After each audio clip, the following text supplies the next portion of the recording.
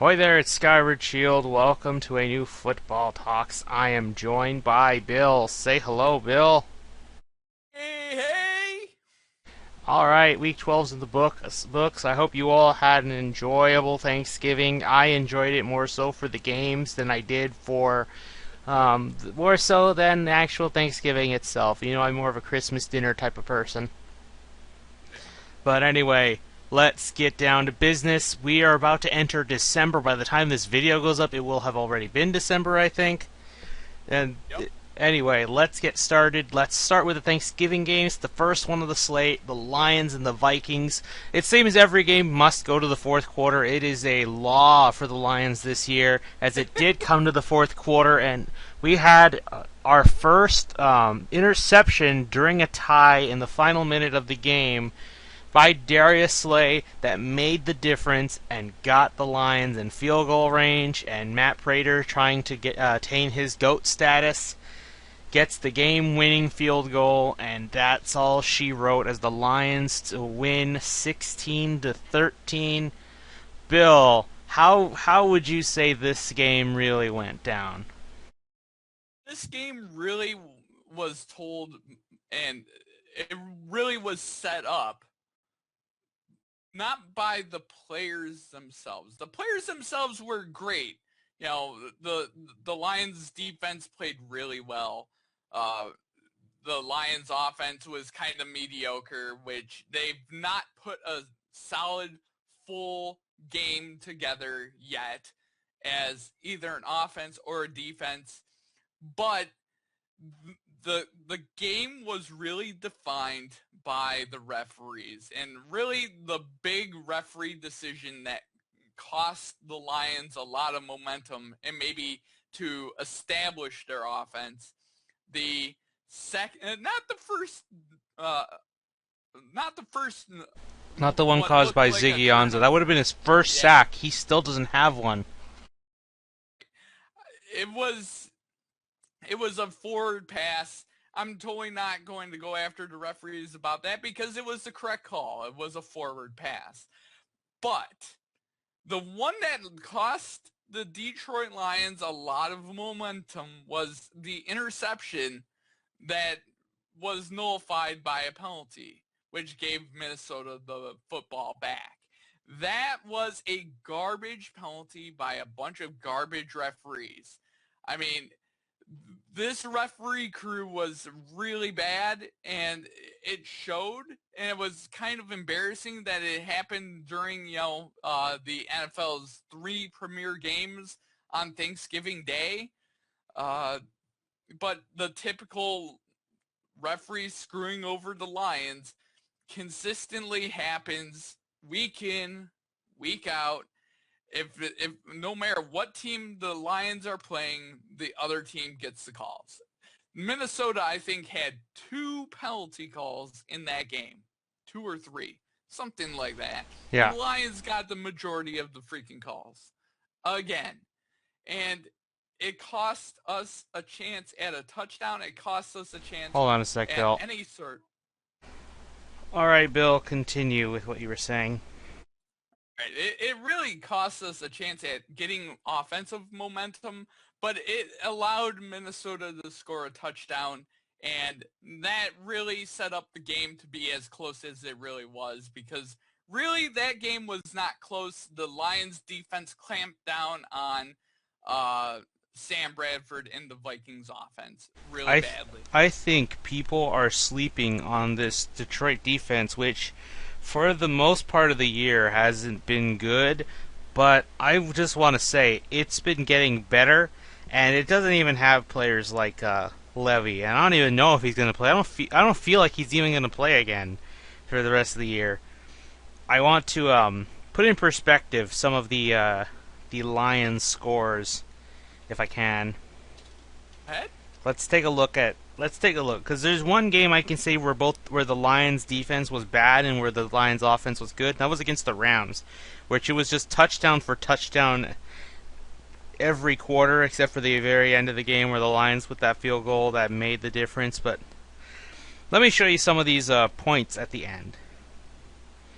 Okay, So you held the Jaguars to okay. So we first you had the Vikings. This second time they played them 13 points, the final score for this one.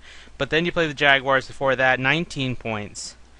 The Lions or against the Vikings for the first time was 16 points. Houston was 20, and Washington was 17. Basically, this team has been holding them to on average about 19 or 20 points a game. That's Right. really good. Now the big test comes this week when you play the Saints in the Superdome, where they put a lot of points. And this Saints team, had it had a good defense, we would have a very closely contested NFC South, because the Saints offense is one of the best. I think it is the number one ranked offense in the league. So that's going to be the true test for the Lions. Can they shut them down a little bit? Can they slow them down? Because I don't think you could stop it.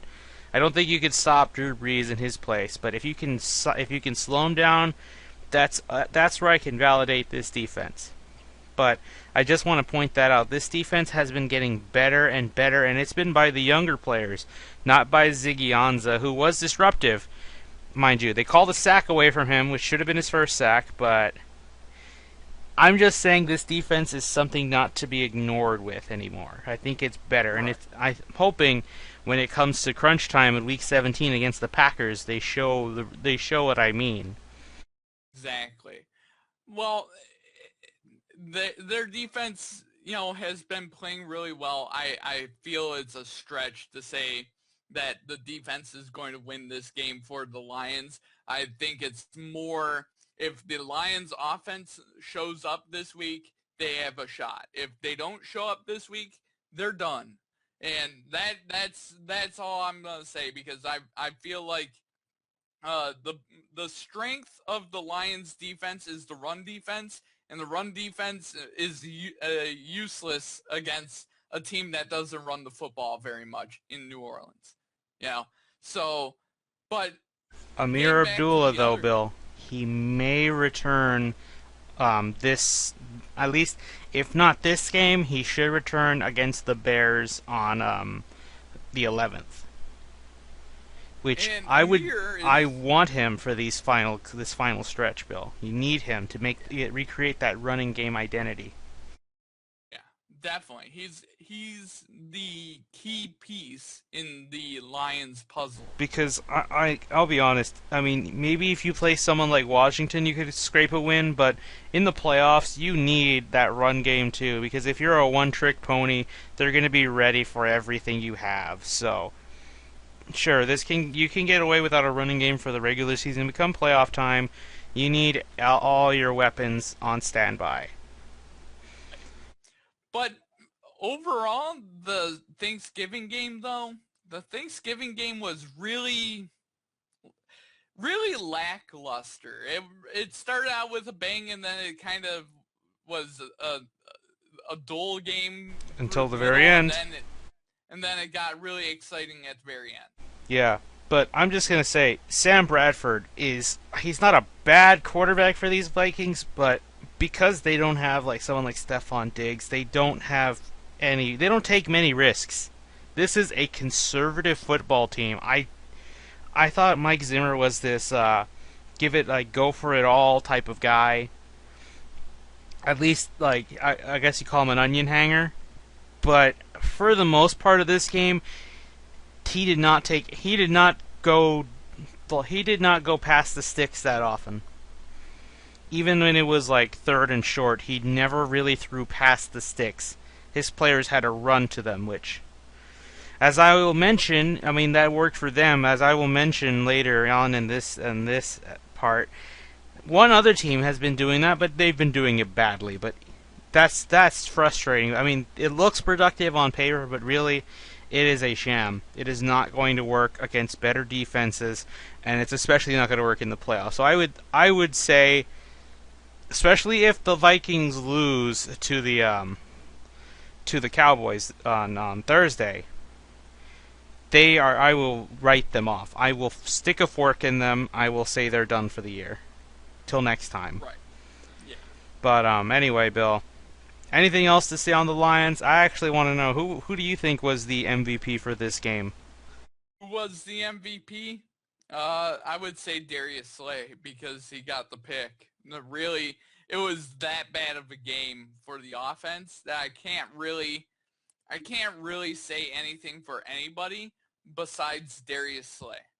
Maybe Matt Prater because without Prater, you know, Prater Prater was the real key to the game. You know, I'm giving and him my having MVP because I think that kick really mattered because it was a lot. I think it was a lot harder to get than you think.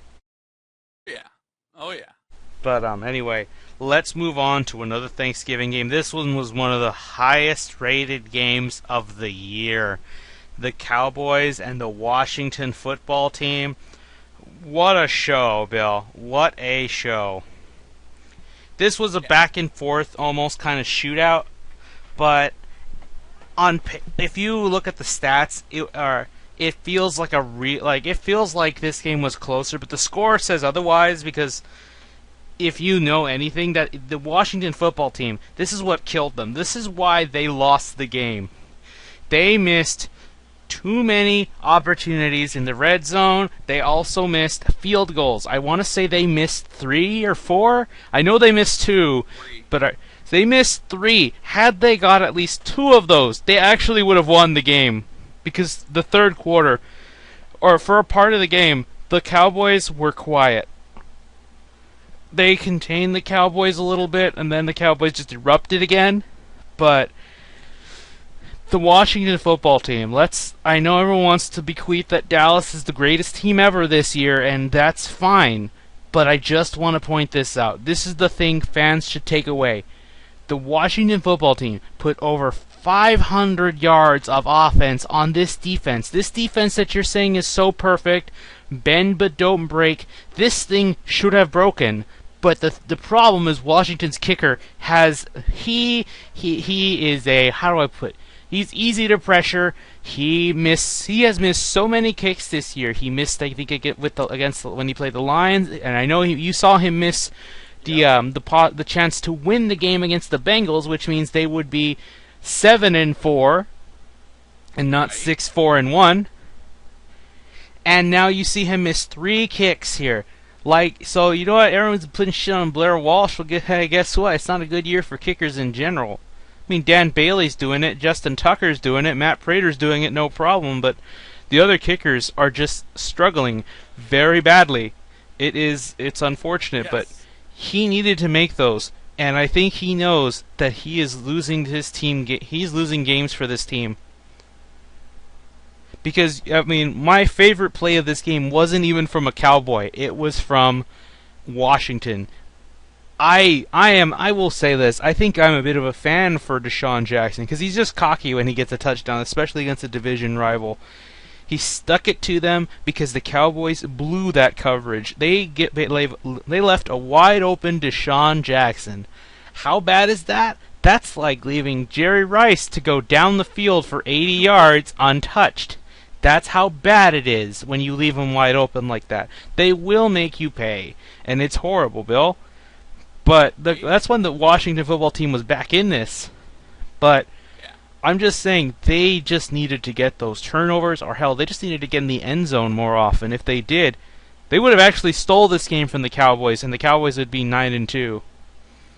So I know I sound like I'm just denouncing the Cowboys win. Sure, you won, but I'm just saying they really need to get their act together on defense, because if Washington can put up this much of a fight in the regular season, come playoff time, if you got to play them, the Giants, or even another high octane offense like the Lions, then have fun with that. Because this secondary has been banged up. It needs Morris Claiborne, who I was glad they drafted 2 years ago. But next draft, they have to draft another cornerback or another safety. This secondary just will not do. It will not, because when you got to play players like Deshaun Jackson, Odell Beckham every year, and then you probably have to cover other people from other divisions like Jordy Nelson, Golden Tate, Marvin Jones, or Julio Jones, you're going to have a very tough time winning games in your conference. Yes. But I won't take away any more from Dallas. I just wanted to preface that because I think it's very important because a lot of teams are going to be looking at this game closely because this is the blueprint to beating the Cowboys. You make the secondary lose them the game because if you can match if you can match how many points they put up at the beginning of the game, you can steal it. All you need is a really good chance to stuff Ezekiel Elliott and to pressure Prescott enough, and you're good. I know that the Cowboys are going to drop this. I don't believe they're going 15-1. I believe they're going to go 13-3 because I think they're going to lose to the Eagles. Why? Because they've already secured home field advantage. While it's not official, the reason why I say that is because, Bill, what did I say for the Seahawks last time we talked about them? They needed the Cowboys to lose a game or two, and they had to win out. And now they dropped one to the Buccaneers, Bill. Bill, I was afraid it wouldn't happen, but Bill, Mike Evans, Jameis Winston Pro Bowl trip is still a go. My prediction is still setting sail. No pun intended. I think the Cowboys have all but locked up. They just need not choke, which I don't think they are. I think they're gonna just take care of the bad teams because guess what? They got to play the Bucs as well. They got to play the Lions. They got to play the Giants and the Vikings. I think the Vikings are a bum team now. Their defense is great, but their offense is too conservative, and even a bad Dallas secondary, especially if no Stephon Diggs, could easily exploit them and just blitz them and take out Sam Bradford. Right. I mean, just one other issue is Washington needs to get Josh Norman under control a little bit. Oh yeah, because he's going the route that you don't want him to go, because Dez Bryant is going to start circling Washington on his calendar, and he's going to try to make him look really bad. So Washington, just keep Josh under control. You don't want an angry Dez Bryant catching the football against you. Yeah, they already had enough on their plate with Beckham. Exactly. You don't want an angry Dez Bryant because he's going to try to show you up. Yep. And most times out of not, it's going to happen because he's Dez Bryant. So Josh Norman, you need to tell him to tone it down a little bit. Yeah. So, well, I got the negatives out. Let's mention some positives about the Cowboys before we move on to my. I'm very salty with my Texans. So, I will just admit this. I could not have been more wrong about the Cowboys, and to be honest, if they lock up home field advantage, I think there's nothing stopping them from making a Super Bowl run. We may very well have the first. I don't know if it's the first attempt, but we might see a rookie actually take a Super Bowl, depending on who the AFC throws out there. Because unless it's the Denver Broncos, or I would say even the Oakland Raiders, I think the Cowboys could actually even beat the Patriots. I don't trust the Patriots defense anymore. Sure, Tom Brady's going to put up points, but I think the Cowboys will just match it and possibly do even better. Seattle is the only thing standing in front of them. And I think Seattle is going to have their eyes wide open after what the Buccaneers did to them. Oh yeah, so, I mean, come on, This was a damn good thing for the Seahawks. The Seahawks laid an egg like the Chiefs did. First, the Chiefs were the only one that laid an egg. So maybe on the negative side, we're seeing, the Bucs got lucky beating two playoff teams. I don't think that's luck for them. I don't know if they'll make the playoffs. I think it might go to Washington and New York, because I think we could safely eliminate Philadelphia from the playoff hunt now after losing to the Packers like that. Which, shame on you, Philly. You had one fucking job. Knock them out. Now I gotta pray that Houston does it, and I don't even trust Houston. I trust Houston less than you. But anyway, Bill, So yeah, I could not have been more wrong on the Cowboys. I said they were going to go what 4-12 to 6-10 Yep. at best, or 7-9. But they are playing much better. But if it, before anyone gives me shit for that, like let's be honest, unless you're one of those type of fans who think, oh, we're going to go 16-0 because I love my team that much. If you're trying to look at this realistically, you knew the Cowboys were going to drop some games. I mean, I had a feeling they were going to split with the Giants. I didn't think they'd lose the first game. I thought they would win that. But, I mean, they could very well lose to the Giants twice and still get the division crown. But, um, Yep. anyway, Bill, so, I'm going to say Terrence Williams redeemed himself in this game because after throwing. I mean, I still shame him because then that means the Cowboys could have very well have had a shot at being 11-0. They could be a perfect team right now.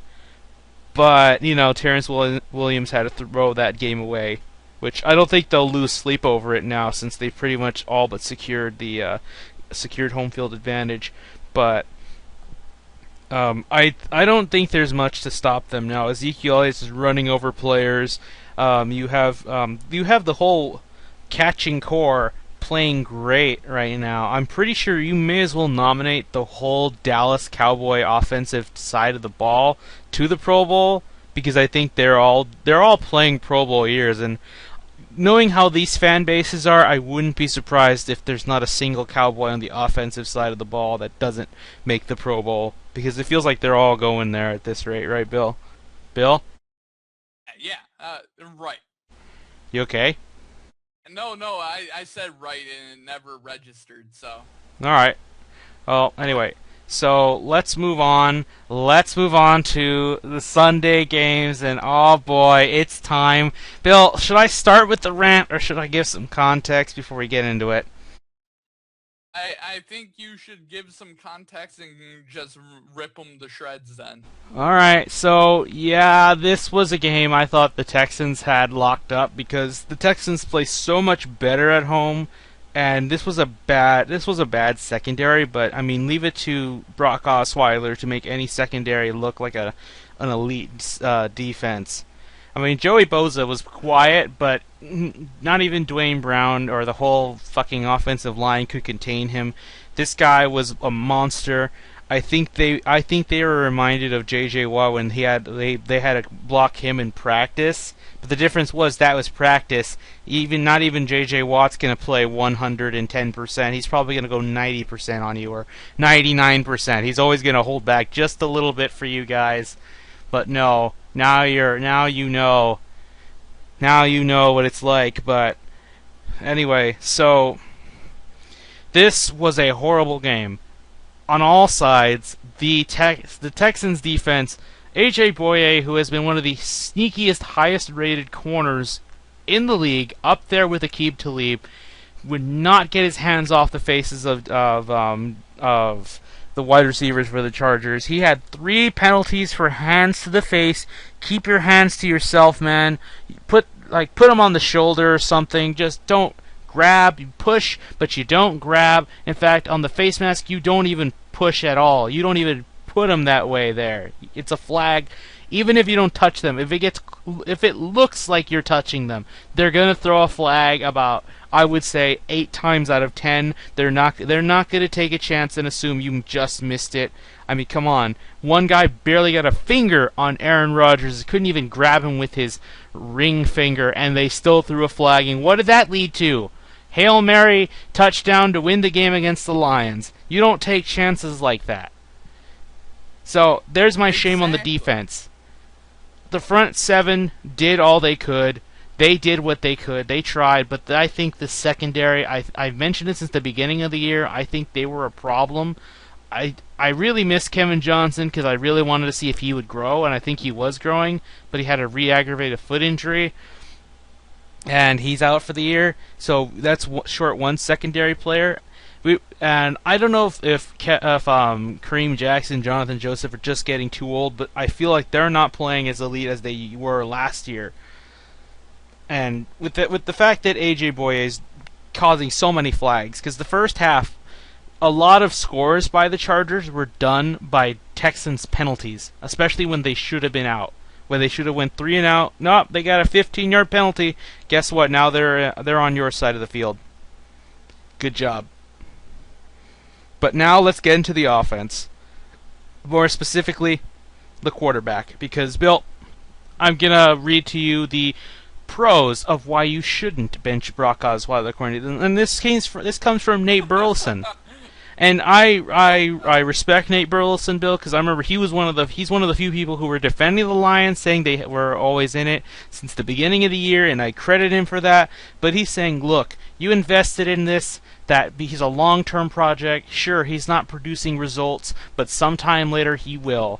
And then this made me remember what I don't know if it was Bill O'Brien saying it or Bob McNair, owner of the Texans, was saying it. It's like, he's playing like a rookie. So you mean to tell me we paid $72 million to a rookie? You want to know what rookies I would pay $72 million to right now? Dak Prescott, Ezekiel Elliott, and Joey Bosa. I would pay those three $72 million for 4 years. I would not pay Brock Osweiler that much. Hell, I would even pay Phillip Rivers $72 million for 4 years, because that guy has been cursed with bad teams. Otherwise, he would have at least 2 rings on him, because I feel he is a man who deserves at least 2 rings on his hand, because he's a good quarterback with just bad teams. But no, we had to sign this guy who I've been skeptical of, and I did also try to justify him. And to be fair, he did not have all the blame when he was with the Broncos, especially on that game where they benched him. I will still stand by that. However, I was right to be skeptical because this guy is a bust. And some are saying you should give him a long leash because he's just an investment. No. You know what the problem with that is? Look what happened in the past with the Texans. They have shown that they don't care who you are. They will cut you if you don't do what they say. Remember Andre Johnson? They were going to give him what Larry Fitzgerald did. Larry Fitzgerald did not have enough pride in himself to deny that. He became a slot receiver, and now look at him. He's the only good player aside from David Johnson on a broken Cardinals team who's just having a very bad year. But exactly. imagine if Andre Johnson was still here. He was playing inside line. He would retire a Texan still. Or he may not even be retired. He could still be playing. It's not that I doubt the other wide receivers on this team. I just doubt Osweiler. This team has had a Super Bowl window since 2012, I think. Maybe even before that. The only problem that has always been plaguing them was quarterback. Let me show you some numbers. So far, Brock Osweiler's QB rating has been 72.2, and it's been lower than all of these quarterbacks. Let's start. Let's work our way up. Lowest, TJ Yates, 73.6. David Carr. David Carr. Even I mix them up sometimes, guys. 75.5. Case Keenum, 76.8. I don't know what the guy's first name is, but Banks, 79. Solid. Rosenfels, 84.3. Matt Schaub, 90.9. Brian Hoyer, 91.4. And the best one that we've had, Ryan Fitzpatrick at 95.3. That's right. We made our biggest mistake was letting Fitzpatrick go and have an amazing year last year with the Jets when he should have stuck with us, so we might not have even gotten Osweiler. And I'm not saying we should have kept him. I don't know about that. But going off these stats, I kind of wish we did. I mean, I was scratching my head when they traded him, but I don't know, Bill. This is... I mean, overall, the best quarterback in Texans franchise history, and a lot of Houston Texans fans that were booing this man, was Matt Schaub. Yep, and he has been he's been the best, but I don't know if we should have kept him or not. I don't know about that. But Bill, okay, Bill. So let me get back to this. They say you should not bench him. You should wait and see. But this is a win now league, and the Texans do not have their Super Bowl window open for much longer because you know why? What have I been saying? Contracts are coming. You should have put this money into DeAndre Hopkins so he wouldn't be threatening to leave town. I'm not saying he is. I think he might. I don't know where he'd go to because when you look at all the other teams, what other teams have as much talent at this and a viable QB and the space to afford him? I can't think of much. Maybe the Cardinals. Maybe. I mean, Carson Palmer's starting to become a big mystery because his age is catching up to him. Maybe. I mean, you could go to the Patriots, but I don't think the Patriots will shell out that money. They don't do that often. They don't even do it with Brady, but that's because Brady's smart with the money. He don't need that much money. His wife has made maybe twice as much as he ever would have if he did go for those full contracts. And the other thing is that he has endorsement deals. Oh yeah. So there's not much that Hopkins could go to. So yeah, he may stay, but he could go. You never know, he could go. A good team I could see him going to maybe. You want me to? I mean, this is gonna shock you a little, Bill. I've got the Saints in mind. Those receivers are great, but they're not DeAndre Hopkins great. Can they shell out the money? Absolutely. Sure. Name me someone who's making not as much money as Drew Brees, but that is making at least maybe half of what he's making this year. I can't think of many. The only one that could have been making that much money was Jimmy Graham, and he's gone. He's with the Seahawks. He's thriving with the Seahawks. Well, I say thriving mostly. So yeah, he could leave. And then other contracts that I haven't mentioned yet. Jadeveon Clowney. What about him? Benardic McKinney. What about him? John Simon. You got to pay him. You can't afford all these guys. Now, if you never sign Brock Osweiler and you say, let's say you gave about let's say $50 million of that money that went to Osweiler to Hopkins. That's about 24 left to spend on those guys. You could afford. I think with that much money, you could definitely get Benardic McKinney and John Simon. I don't know about Clowney, but you could at least get those other two for sure with that money, all that money alone. Yes. Or hell, you could just shell all $74 million to DeAndre Hopkins. Nobody's gonna say, "Oh, that's a bad deal." No, everyone say, "Good deal." In fact, you got him for a really good price because most wide receivers of his caliber would be asking for more.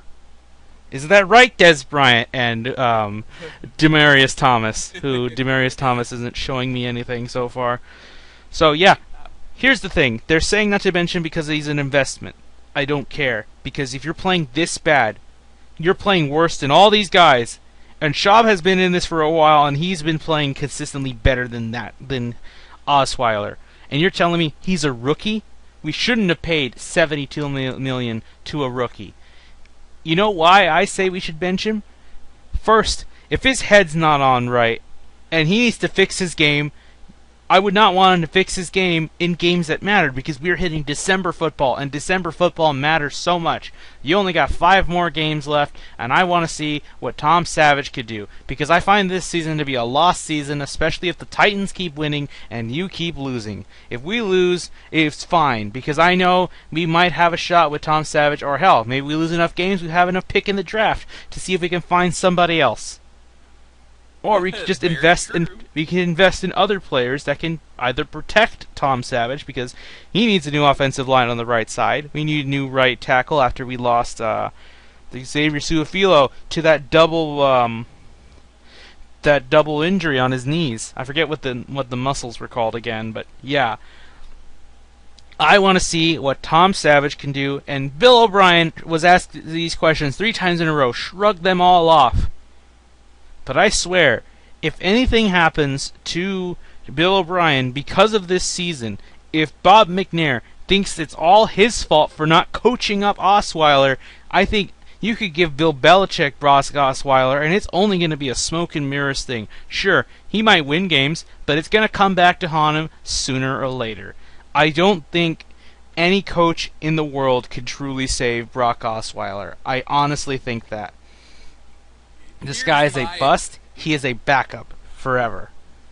Here's my thoughts about this, is that no team will ever give up a quarterback if they didn't think that they didn't need him, the Denver Broncos would have offered a shit ton of money if they really thought he was the quarterback of the future. You know where you get your quarterbacks of the future? You get your quarterbacks of the future through the NFL draft. And you have to draft a quarterback in this league. If you look at every team that has a quarterback, guess where they got him? The NFL draft. They didn't get him through free agency. Very few do. Few do. Really, the only one that comes to mind is Kansas City with Alex Smith. I got two more. There. Kurt Warner, which won him a Super Bowl, and Carson Palmer, who's currently with the Cardinals. I mean, really, that's it right now. I mean, if you really think of Aaron Rodgers, drafted by Green Bay, Andrew Luck, drafted by Indy, Ben Roethlisberger, drafted by Pittsburgh, Dak Prescott, drafted by Dallas. Tom Brady, drafted by the Patriots. We could go on with this all day. You have to draft your quarterbacks. You're never going to find a good quarterback, with a rare exception, out of free agency. I would reword that like this. You're never going to find a good quarterback unless they were pre-established like Peyton Manning. Brett Favre, when he went to Minnesota. He was already established. Yes, he was already a legendary quarterback. He signed with teams, but he was already established. His name was a superstar name. That's a superstar on the free agency market, which you rarely see in the NFL at that position. Yep. So that's why I say start Tom Savage. I mean, maybe you don't want to start him against this Packers team because you're on the road. Maybe you're waiting for a home game. Okay, well, what do you do next week? Guess where you got to go next week? You got to go to Indy. They have a revenge game for you, and they're gonna knock you down because they still think they're in this, and they may very well be in it if they lose some game. If the Titans lose some games. So. Exactly. You have to start them sooner or later. You only have 3 more home games left. After that, you have home to Jags and the Bengals, and then at Titans, which could very well be how the season will be decided. So, exactly. I say you need to start him now. O'Brien might feel like his job is on the line, but that's on McNair, because McNair made the damn decision to say, hey, you go get a damn quarterback because I want us to be in the playoffs and win playoff games. We are not going to be some 9-7 team that gets wiped out in the playoffs. But guess what? You still are. It's not because your whole team is bad, it's because the one in center is bad. You need to play better at quarterback, and just start Tom Savage, because I already deemed this season a lost season. Hell, I wouldn't be mad all that bad.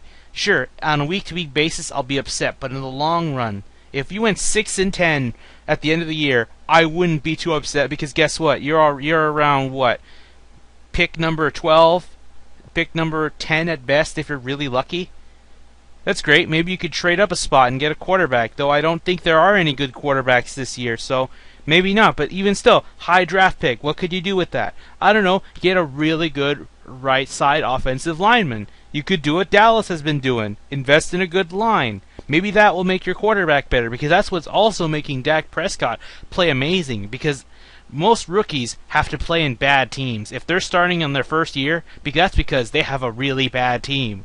But if you get a rookie and have them start in an already established team, I mean, hell, Trevor Siemian isn't technically a rookie, but he sure plays like one.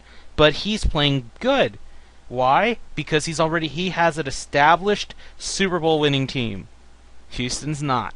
I mean, their team could be, but there's so many only problems on the offensive line, and plus, Osweiler makes really big mistakes, and those 2 interceptions, I guess I can't count the third one because that was a Hail Mary attempt. However it went, if it wasn't a touchdown, I guess you could say it's not on Osweiler because it's an up for grabs type of throw. But it's the second interception I saw. This one was, I don't think it was overthrown, to Fedorowicz. It was thrown off. I think Fedorowicz looked like he was on the right spot, and it went to his right, or should I say, it went to Osweiler's right, and was picked off easy. It looked like you threw it to San Diego. That is a horrible mistake, and I've seen plenty of mistakes from Osweiler, and I just can't stand it. This guy needs to be benched. We need to see somebody else start, so that way we can see if Tom Savage is the guy, and if he's the guy, cut Osweiler. Yes, you're losing a lot of money already, but I don't care. That was your mistake, and this is your price. You have to pay the penalty, I guess, for lack of a better term. You need to pay the penalty for your mistake and just drafting this guy, or signing for this guy, just because you are really hoping he was wrong. It was a calculated risk, and you failed. Accept it, move on, keep Savage, and try to keep the rest of your core team, because if any of them go, I can't even say this is a Super Bowl team unless the rest of the AFC is bad, which the way as it's looking, it looks like the AFC West could be winning a Super Bowl for the next 5 years. Right, yes. So, exactly. So, that's what I'm saying. You have to figure this shit out now. So I want to see, they're not starting him this week against the Packers, but fine. If the Texans drop it, especially Osweiler, if this game could be pinned on Osweiler, like say, I don't know, Sam Shields gets a pick 6 off of Osweiler, because I'm thinking it's going to take a really bad game where he throws actually 3 interceptions that were costly for this game against the Packers, or an injury, which at this point, part of me, I won't lie, part of me is hoping that Osweiler gets knocked out for the rest of the year, because that's the only way I see Savage starting now. And Savage was ready to start this year. He had something to prove. He was going to play with a chip on his shoulder, but then the Texans did what they did to shut up the media and not have to like, oh, are you going to get what's his name? The guy that went to the Jets. He played for O'Brien when he was in I don't know if it was Duke or for Penn State. You know who I'm talking about, right, Bill? I know who you're talking about, but I don't remember his name. Yeah, anyway, so they like, are you going to get him? It's like, no, we can't answer that. We're going to pick who we think is best when it's our turn to draft. Like, all that shit. Did that to shut him up, and I just want to see Tom Savage start, because I think he was wrong. This season should have been his. And who knows, maybe he'd be playing just as bad as Osweiler, I don't know. But that at least tells me, yeah, we picked wrong in the draft then. But if we picked good, it's like, guess what? We could have done what the Patriots have done. We would have had a good quarterback that we drafted in the 6th round, just like the Patriots did. You gotta hit it with your quarterbacks at some point, and you gotta start them when they feel that they're ready. And Savage said he's felt ready since last year. The only thing that kept him off was because he was on injured reserve, never to return. But anyway, Bill, I think I'm ready to move on. I've spent most of the time talking about Osweiler being a huge bust in the actual game, which I think it's fine, because I am against Osweiler now. I want him to fail. I am okay if the Texans lose badly to this game, to the Packers, and I'm hoping that's what happens, because I want Osweiler out. This guy is not good. He is just not good, and there are no signs of improvement. And when there are, then you see games like this. I can't tolerate that inconsistency, Bill, and I'm just going to give this little warning. I'm going to give the Texans till next year, not the end of this season, next season, to see if there are any signs of progress, because, Bill, I am this close to doing what a guy on one of the football podcasts I listened to did with his Bengals, because the Bengals, I think in the 90s or the 80s, were so bad. They were so inconsistent, and they made a lot of bad choices that he just burned the bridge, and he roots against them. Yep. Because they were just a stupid team who makes bad decisions. Like, basically, like 49ers and Browns bad, I guess you could say. A mix of that. Man. And I'm just giving that warning. I am threatening my fandom and allegiance to the Texans. And you know what? As things stand now, if I get this shit show for next year, I am leaving the clown car and I'm just going to let it drive off into the ocean. And I am not going down with that. I am not going down with that. So yeah, my allegiance is now at risk with them, but I'm giving them plenty of time for them to get their shit together. We'll see how things go for this year, next year, and then the draft after that, and let's see how things show for them. Anyway, let's move on to the last game, which I don't think we have much to talk about aside from the Patriots are worrying me a little, Bill. Not like Texans bad, because these guys can easily get to the title game. I think they are title game bound pretty much every year, Right, I agree. and I know the Jets always play them close. So that's why I'm not too surprised by this score, because I actually, at the beginning of the year, if you recall, I said that the Patriots would have lost this game, but that was assuming the Jets would be like last year's Jets, where they, went 10-6 and missed the playoffs because Rex Ryan got the last laugh. So I also think I had them losing this game as well. So Well, I don't think we we both picked were that in in the agreement. final, like last week. Not in the final picks, but at the very beginning of the year, I think we both had them losing. I think you had them losing to the Broncos instead. I had them beat the Broncos but lose to the Jets. But I don't remember. I think I had them splitting with the it's Jets. all I don't good. remember. I mean, Brady playing a little hurt with his knee, no problem. Gronk went out and Bennett went out, and that's actually a little worrisome because before, if Gronk went out, it felt like things were really bad. Like these Patriots wouldn't go far in the playoffs. But you had Bennett, and it's like, okay, I mean, we got Dion Lewis now back, and that's good. But these tight ends, we needed them, Bill, and they're gone. I don't know how long they're gone, but I'm just saying the little bye week in the playoffs could not come any sooner for these Patriots because the schedule's going to get worse a little bit from here on because next week or this week I should say, you have the Rams at home, which on offense that's going to be tough because the Rams defense has been great. It always will be great as long as Aaron Donald's there. But I think it's after that things get a little troublesome. All right, because then you got the Ravens coming to town on Monday Night Football, and then you go to Mile High. And if you don't have Gronk and Bennett for that, I don't see how the Patriots will win. And they need that win. You don't want the Broncos to get another laugh against you, Bill. They need to take them out. Especially to make sure they don't get in the playoffs, because I am confident the Chiefs and the Raiders they're giving me what I said I would at the beginning of the year, that they're both going to the playoffs, and one of them, although I picked the Chiefs to go to the title game this year, it looks like one of them's going. But Definitely. anyway, but when it mattered, Tom Brady turns it up and just wins the game, carries the team.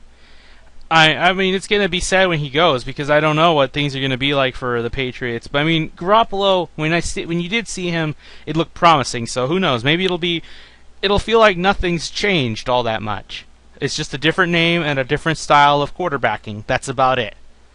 But you never know. It'll be hard to replace a Hall of Famer. Yeah, But, well, Bill. The way I see it, the only way to replace a Hall of Famer is to put another one in his place.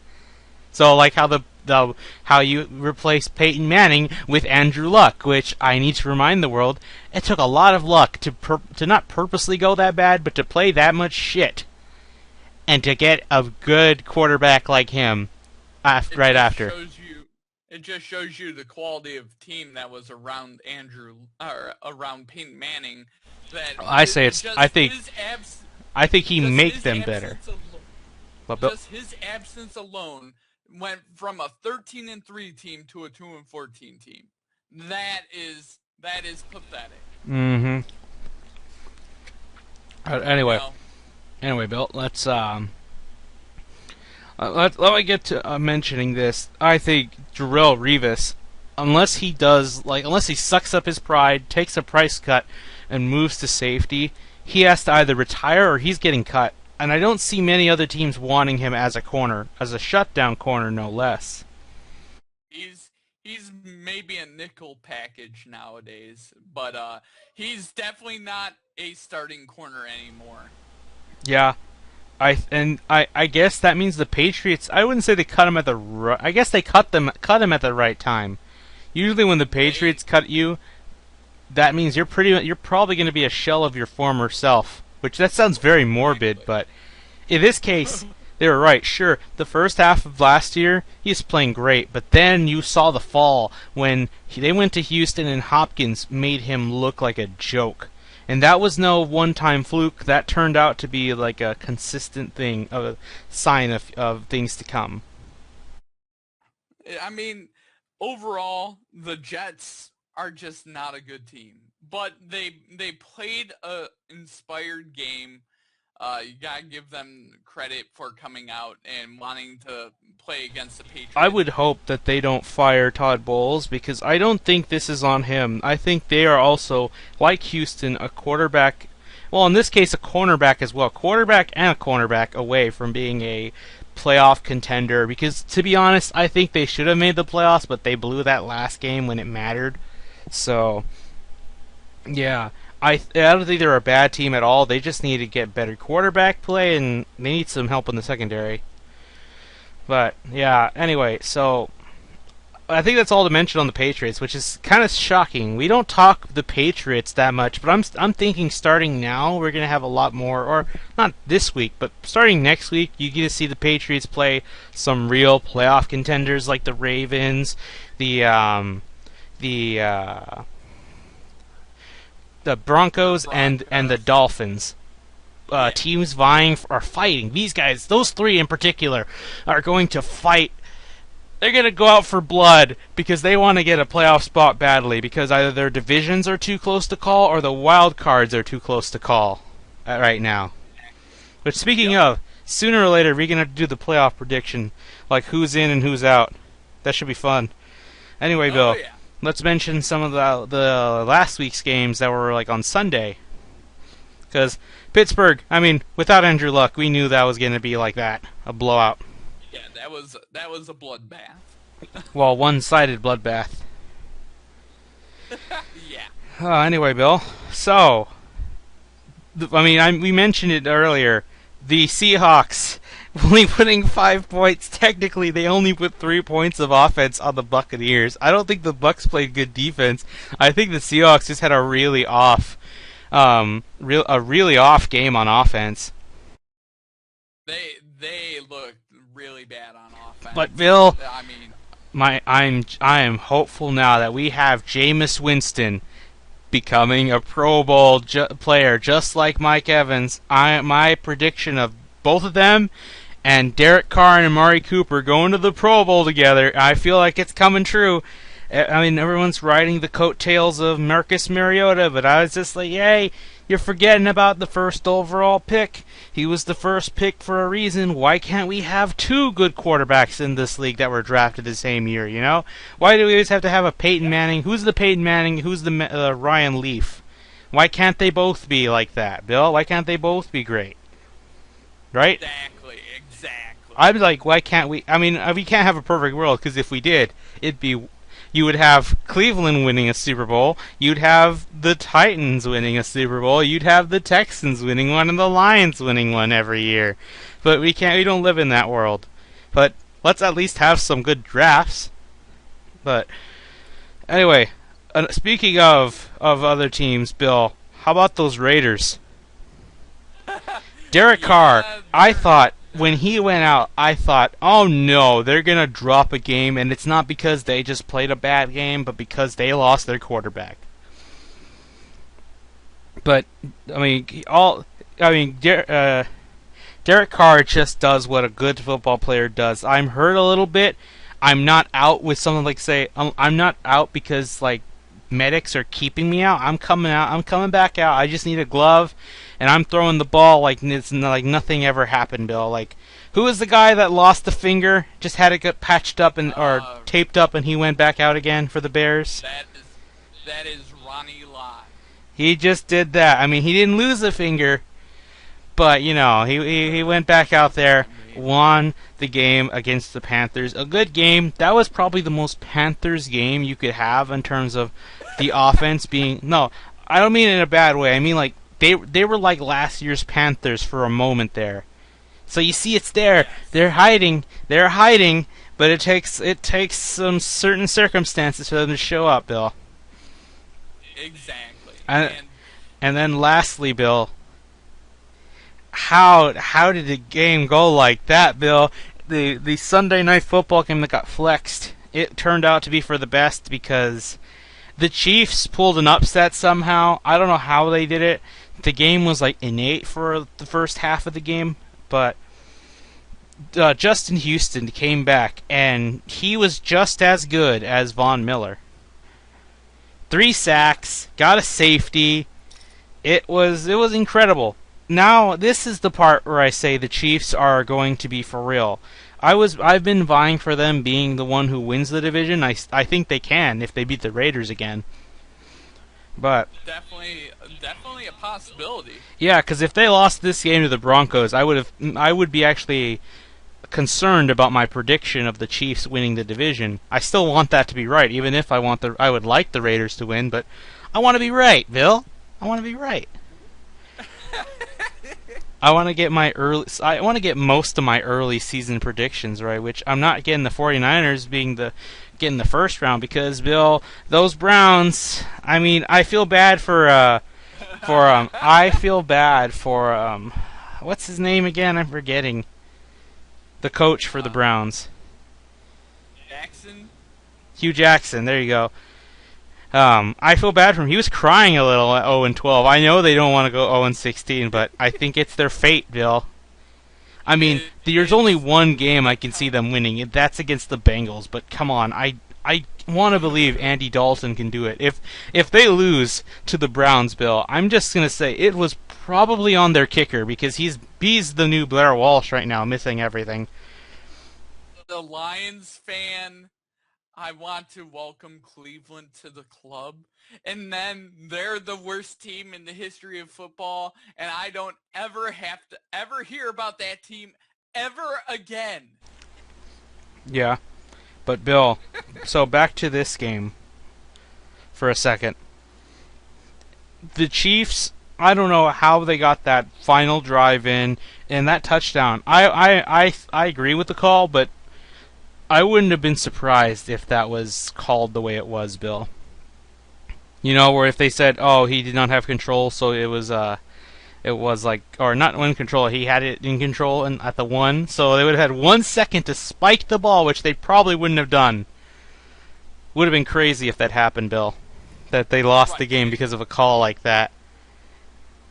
But but I mean, people are going to give Kubiak shit, but I don't blame him because, look, you only had one chance to stop the clock, and the Chiefs, even if you punted it to them or whatever, even if you could stop, you only stopped the clock once, and even so, the Chiefs were, if they knew they weren't going to make it, they were going to drain that clock to get a tie. Kubiak was playing for the win, but John Elway was upset, I bet, and you know what?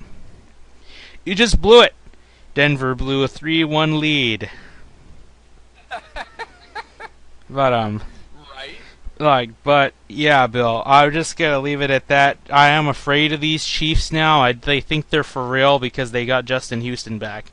He matters so much to them, I think, and that's probably been why they've lost some games. Maybe with him there, they could have beat the Buccaneers. Maybe, I don't know. Anyway, Bill, are you ready for the picks? Indeed. Let's get started with Thursday. Here we go. The Thursday game is the Dallas Cowboys at the Minnesota Vikings. I'm going with the Dallas Cowboys. I think they got this one in the bag. Also got Dallas because I want to see my division mates lose. So Dallas. So the Sunday games. The Kansas City Chiefs at the Atlanta Falcons.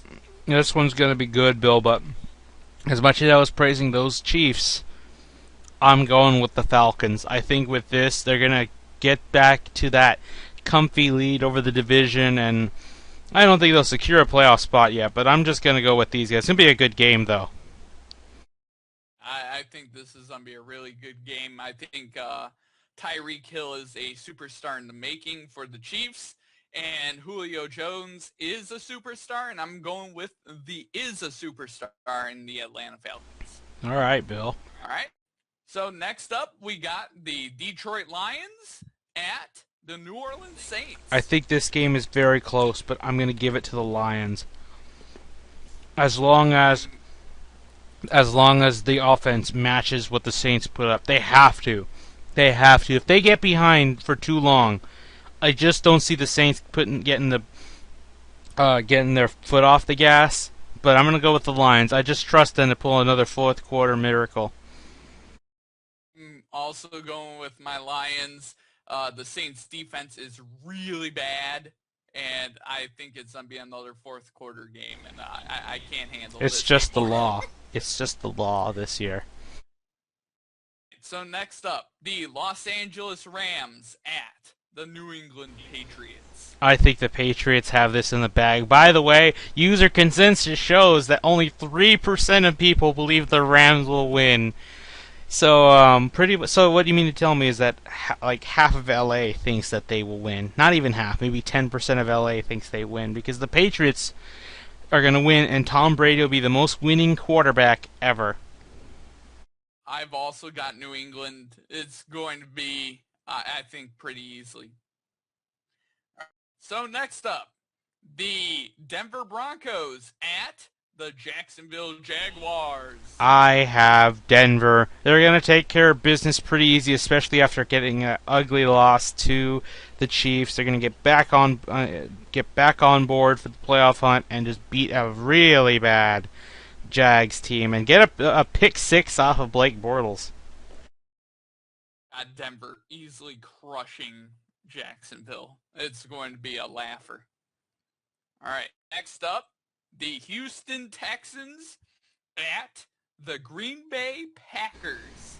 I'm going to go with the Packers, Bill. I don't want to, but I think that these Packers are there. I mean, he's okay, this is what I'm afraid of, Bill. We're gonna have another RELAX relax narrative, just like remember that one year we're like relax guys, and now he's like we can run the table, and now it's after this game they're gonna be like oh look guys, the NFL and media gonna be like oh look guys, the Packers are running the table, they're gonna win the division. People, I remember this is what I forgot to say, when we talked about the Lions earlier. Some pundit for the Packers, or not Packers, like a former tight end or something. He was saying the Lions and the Vikings peed their pants when they saw the Packers play on Monday. Fuck off. These Packers are so inconsistent. You see them play like that 1 minute and then they blow one to a bad Colts team the next. So if there's one game the Texans can just steal from a team that looks on the rise, it's this game I think, but I don't think they will do it, but I would not be surprised. I'm going with the Packers, but I'm just very much afraid of that stupid narrative. Not the Houston Texans. And Jadeveon Clowney's have a career game against that offensive line against Aaron I Rodgers. hope so. I hope they lose so that way we could start Tom Savage. All right, next up, the Philadelphia Eagles at the Cincinnati Bengals. Bill, this is like two bad teams trying to survive. I'm going to go with the Bengals. I know that's shocking, but I think one, they're at home, and the Eagles are worse on the road. But like, here's the thing: I just think that the Eagles do not have anything for wide receivers to make a difference. And that's because the Bengals don't have anything on their side either. But I just think the Bengals are going to pull this one out. The Bengals as well. I'll trust Andy Dalton a little bit more than a rookie quarterback. Yeah, probably Vontaze Burfict's going to knock out Carson Wentz anyway and get a fine. Here we go. Here we go. The Miami Dolphins at the Baltimore Ravens. Okay, Bill. This game means a lot for playoff contention. I am going with the Ravens, although I will say this game is going to go to overtime because the Dolphins will not say die. It's going to be a great morning game, hopefully.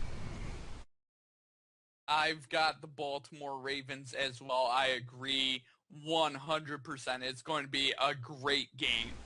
These two are gonna, well, in this case, between Finn and Birdclaw, fight their way to the playoffs. Whoever loses this game, I can safely wipe out. Because the Ravens need to keep winning so that the Steelers don't win their games. Next up, the San Francisco 49ers at the Chicago Bears. Bill, okay, I originally had the Bears, but I'm going with the 49ers. You know why? Kaepernick has been playing better and better as time goes along because he's getting used to Chip Kelly's system. So I don't think the 49ers are going to get a quarterback. Instead, I think they're going to get some either more defensive talent or wide receiver talent in the draft because I think they're going to build the team around Kaepernick. I think a resurgence is very much possible for him. And I've got the Bears as well. You got the Bears? I have the 49ers. So we're different. We got different picks. Yep. All right.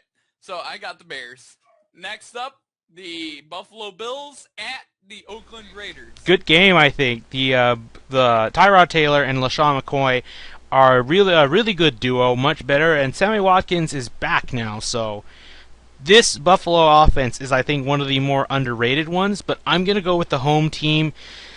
I think we're going to see another Mack attack from Khalil Mack. Get a sack. I don't know if he'll get a pick six, but whatever works because Khalil Mack is now on track. I know we make a lot of rhymes with him. He's on track to win defensive MVP just like I want him to. I got the Oakland Raiders. Next up, the New York Giants at the Pittsburgh Steelers. I'm going to go with the Pittsburgh Steelers to take this one in a really big spot. This one looks like a Giants favorite, but I think Antonio Brown is just going to torch I think it's okay Giants secondary. I've got the Steelers. It's looking like that offense is going to torch that. I think the Giants are so overdue to lay an egg, by the way. Next up, the Washington football team at the Arizona Cardinals. I remember the last two two games these guys played. I think this was the game where Kirk Cousins was put in to replace RG3, but in this case, I think Kirk Cousins is going to play so much better than Carson Palmer. I have Washington winning this one. I agree with you. I've got Washington as well. Next up, the Tampa Bay Buccaneers at the San Diego Chargers. I'm going with the Chargers, Bill. I want to hope the Buccaneers I think they're just playing spoiler. They're just stealing games from good teams that I got to go with the Chargers. I think their defense is what's going to win them this game because I think their defense is slightly better than the Bucs. Let go San Diego as well. I agree. All right, the Sunday night game. The Carolina Panthers at the Seattle Seahawks. If not for the Cam Newton-Russell Wilson rivalry, I think this game would have been swapped for the Raiders and Bills or the Dolphins and Ravens would be good instead. But that's why they're keeping it. I'm gonna go with Seattle. They need to resurge after losing badly to the Buccaneers. They just need to save face and still contend for the bye week because I don't think even that's safe for them. Seattle's on crush the Carolina Panthers. It's going to be easy. All right, the Monday night game. The Indianapolis Colts at the New York Jets. I really want to give this to the Jets, but I'm going to go with the Colts because the Jets are bad at quarterback, and I think that's the only reason the Colts will win this. I also have the Colts as well. All right. Next Thursday. And the next Thursday game is the Oakland Raiders at the Kansas City Chiefs. This will determine who wins the division, I think. And I'm going to go with the Chiefs because I said they're going to win the division, and I ought to stick with my guns. So depending on how the week turns out, I may very well change my pick. Not the Raiders in this. All right then, Bill. I get this feeling you have to go soon. So I think we will leave this. We'll leave this on a good note. The one last thing I wanted to mention was just a tweet that happened because I don't know if you all know, but something happened to in Brazil to a specific team. The I forget how you say their name exactly, but Bill, you know who I'm referring to. But I mean, I first would like to myself personally wish hope for the best for the team. Me too. I think it's called Chapecoense, something like that. I hope I'm ashamed of myself if I get that wrong. That's because I'm Hispanic. But anyway, so yeah, I wish to extend my condolences to the people who all died there. Not just the team, but also like the civilians and the press who went there and died on the plane crash. Only six people are so far alive. Their lives are still at risk, of course. But yeah, I hope they pull through. And I from what I've heard, the other team that was going to play them is actually petitioning for them to win the trophy instead, since there's no game to be played today. But anyway, one last thing to mention in regards to that, I forget the name of this. Okay, the guy's name is Joe Brown. It's like he was a former NFL exec and made a really bad remark about how it's like, oh, these people can be replaced because they're just pieces on this.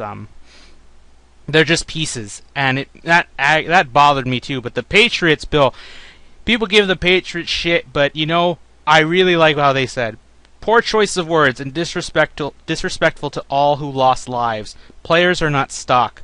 They're the most important people in the NFL. And I think they really meant to say, like, in all of sports. But, 140 character limit. But good on the Patriots. Call out this stupid little shit who thinks they know so much, especially when in regards to lives being lost in a horrible tragedy. But anyway, I just wanted to put that out there. So I think that'll do it. I'll see you guys next week.